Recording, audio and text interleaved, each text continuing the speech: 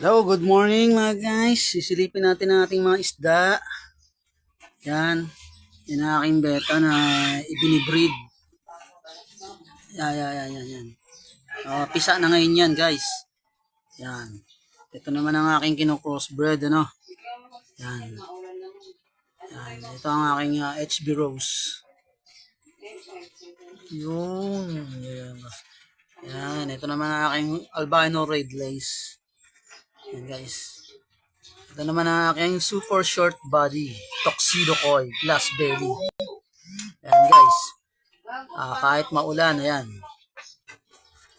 Yan sila. Ito naman ang aking mga balloon. At saka ang aking mga BDSS. Pinagsama-sama ko na guys kasi sobrang dami na nila. Wala akong mapaglagyan. Yan guys. Yan, may mga prayan guys. Ayan. Ayan. Okay. Ayun, pupunta naman tayo guys dito sa aking iba pang lagayan ng isda guys.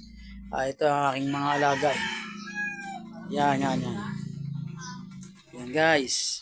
Ito naman guys yung aking RDSS. Ayan guys. Mga RDSS yan guys. Yan. Yung solid na solid. Alright. Yan.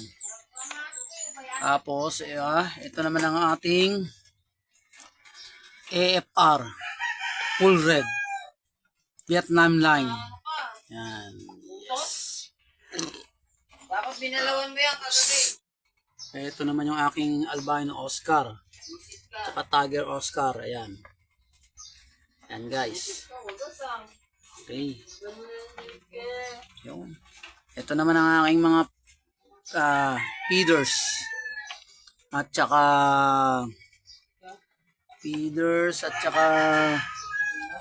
ito yung yan.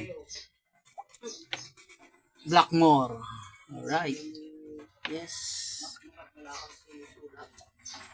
Naman ang aking mga beta na napalahi ko na. Ayan. Kasama niya yung mga glow tetra. Hammerhead. Ayan. Yung. Ayan sila guys. Nagsama-sama ko na. Sobrang dami na nila. Ayan po ang aking alaga. Tapos pupunta naman tayo dito sa aking mga balon. Yun. Ayan ang mga balon ko. Pineapple. At